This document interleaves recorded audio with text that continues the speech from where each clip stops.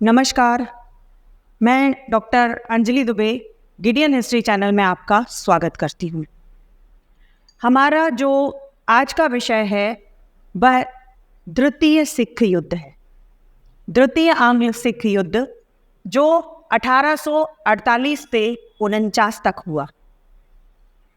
इसके पहले के वीडियो में हमने प्रथम आंग्ल सिख युद्ध पर विस्तार से चर्चा की थी, जिसमें हमने रणजीत सिंह के बारे में, उनके शासन के बारे में और उसमें उनकी मृत्यु के बाद किस तरह आंतरिक कलह का माहौल पैदा होता है और उस युद्ध में कैसे सिखों की हार हुई, यह सब जानकारी हमने देखी थी। और वह युद्ध जो है भैरोवाल की संधि भी हमने पढ़ी थी, जिसके माध्यम से पंजाब का जो शासन है वह ब्रिटिश रेजिडेंसी के हाथ में आ गया था और एक तरह से पंजाब का पूर्ण रूप से शासन अंग्रेजों के हाथ में आ गया था। अब इसके बाद हम बात करेंगे द्वितीय सिख युद्ध की, जो 1848 से 49 के बीच में संपन्न हो रहा है। 1848 में हम देखते हैं कि स्थिति थोड़ा और बदल गई है और लॉर्ड हार्डिंग जो था वह इंग्लैंड लौट गया और उसके स्थान पर एक और मंजा हुआ राजनीतिज्ञ, जिसको हम डलहौजी के नाम से जानते हैं, तो वह गवर्नर जनरल बनकर के आया था। डलहौजी जब भारत में आया तो वह अपने साथ दृढ़ संकल्प के साथ विस्तारवादी नीति लेकर के आया और उसका ही उसने अनुसरण भी किया। इस देश में ब्रिटिश सत्ता को उत्कर्षता की चरम सीमा पर पहुंचाना ही उसका लक्ष्य था और उसे उसने पूरा भी किया। इसी के शासनकाल में द्वितीय सिख युद्ध हुआ और सिख राज्य को कंपनी के साम्राज्य में सम्मिलित कर लिया गया था। इस युद्ध के अगर हम कारणों पर बात करें तो जो पहला कारण है वह है रानी जिंदल के साथ दुर्व्यवहार। प्रथम युद्ध की जो पराजय थी उसमें सिखों का जो जातीय मनोबल है वह कम नहीं हुआ था।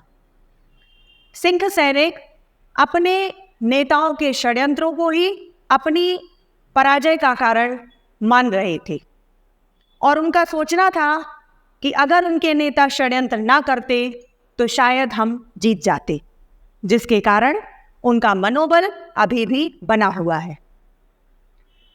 जिन हजारों सैनिकों की नौकरियां समाप्त हो गई थी, उन्हें शांतिपूर्वक दूसरी नौकरियां नहीं मिली, अतः उन्हें भी भारी बेचैनी थी।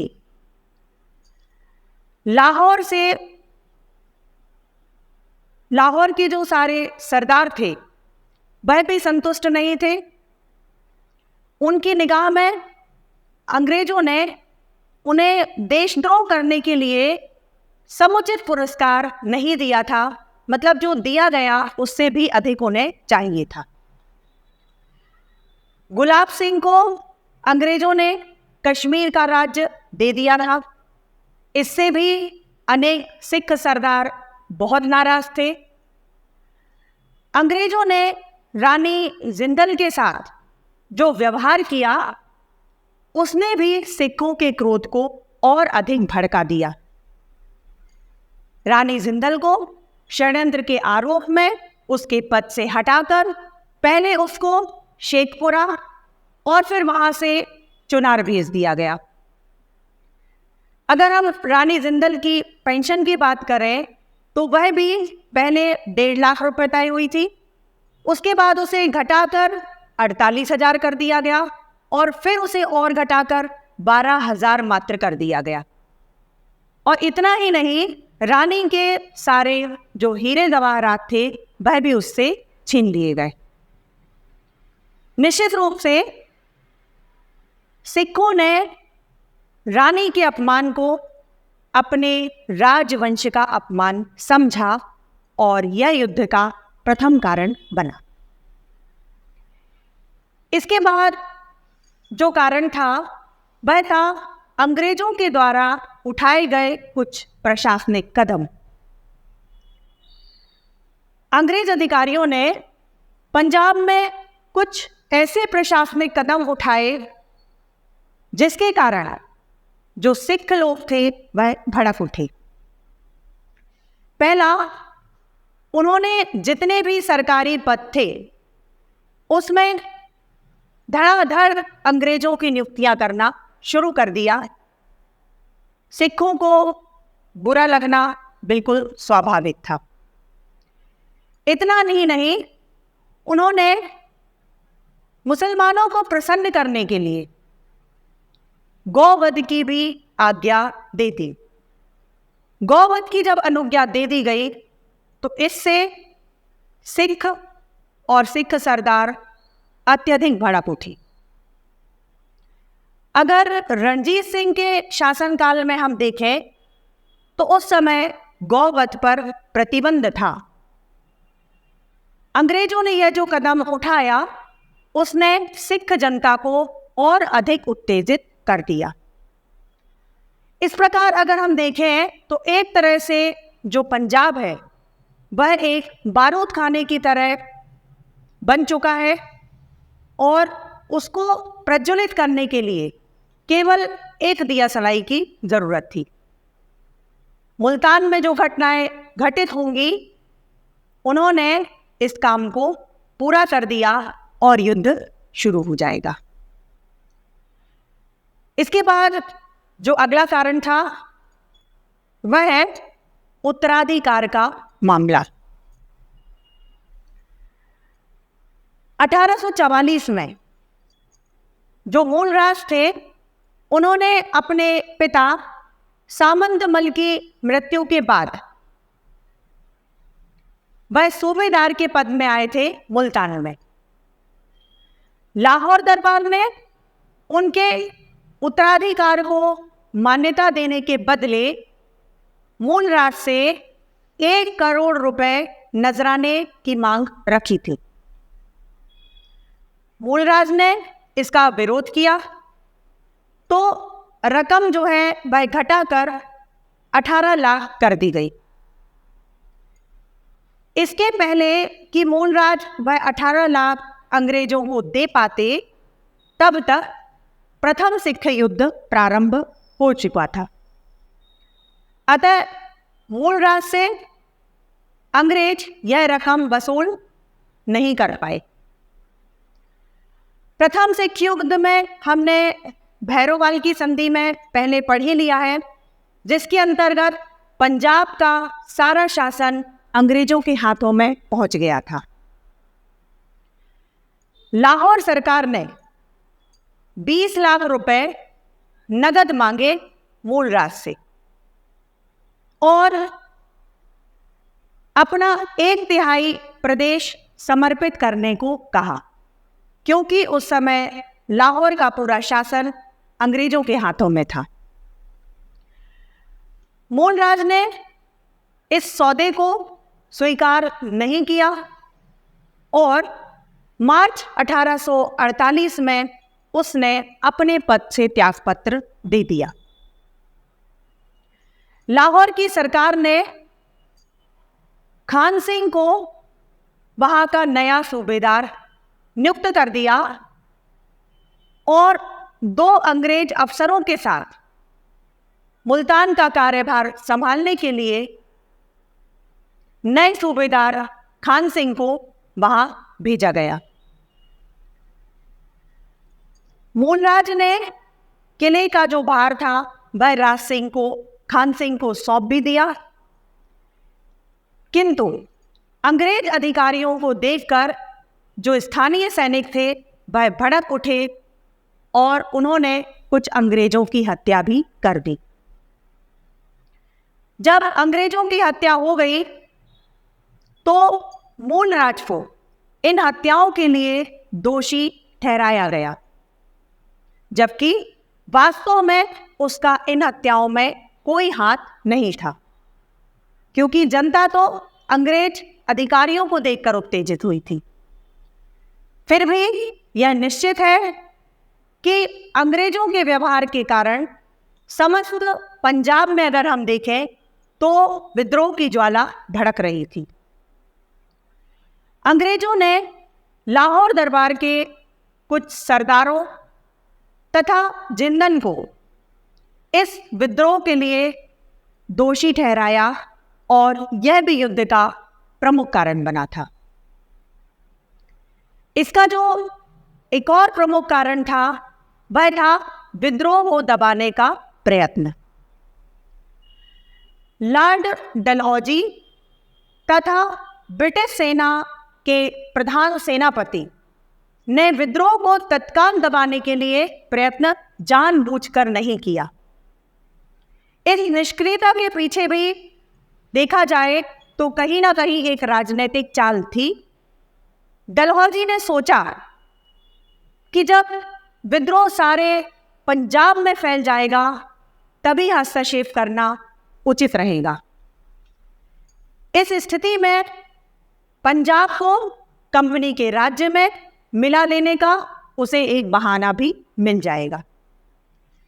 इस प्रकार मूल राज जो है वह बिना किसी कारण के ही विद्रोह का नेता बन गया। मुल्तान की जो लपट थी वह सारे पंजाब में फैल गई और युद्ध शुरू हो गया। इसके बाद हम बात करेंगे युद्ध की घटनाओं पर। सबसे पहले 16 नवंबर 1848 को ह्यूगोफ ने रावी को पार कर लिया और 22 नवंबर को चिनाव के किनारे स्थित रामनगर के युद्ध में उसने शेर सिंह को परास्त भी किया। 3 दिसंबर को सादुल्लापुर में एक अनिर्णायक युद्ध भी लड़ा गया अंग्रेजों एवं सिखों के बीच में। 13 जनवरी 1849 को चिलियानवाला नामक स्थान पर भी एक भयंकर युद्ध हुआ, जिसमें अगर हम देखें तो सिखों की विजय हुई थी। इस विजय में अंग्रेजों को अत्यधिक हानि उठानी पड़ी। इनके लगभग 602 सैनिक और 80 अफसर भी मारे गए थे और 1651 सैनिक घायल भी हुए थे। लेकिन अंग्रेजों ने पुनः अपनी टुकड़ी बुलाकर बड़े वेग से फिर आक्रमण किया और 22 जनवरी 1849 को मुल्तान के किले पर अंग्रेजों का अधिकार हो गया और अंततः हम देखते हैं कि जीत जो है वो अंग्रेजों की हो चुकी है। जीतने के बाद मूलराज पर मुकदमा चलाया गया और उसे समुद्र पार निर्वासित भी कर दिया गया, जहां कुछ ही समय बाद उसकी मृत्यु भी हो गई। और फिर सभी सिख सरदारों ने भी धीरे धीरे करके अपने हथियार डाल दिए और अंग्रेजों की विजय पताका फहर गई।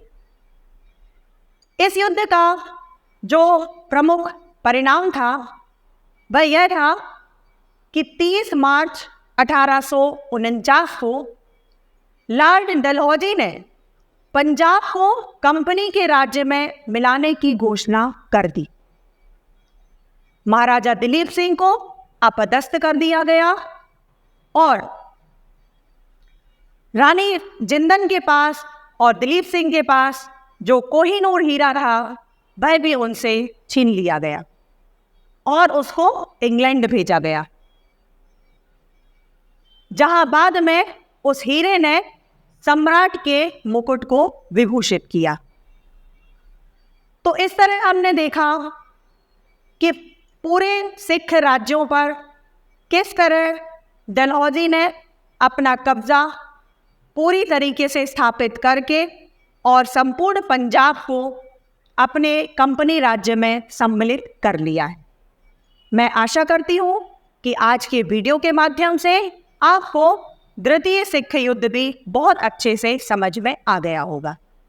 जिन्होंने भी इसके पहले का वीडियो नहीं देखा है, अगर इसके पहले वह सिख और अंग्रेजों के संबंध वाला वीडियो देखें और फिर प्रथम युद्ध का वीडियो देखेंगे, तब यह वीडियो और अच्छे से समझ में आपको आएगा। धन्यवाद।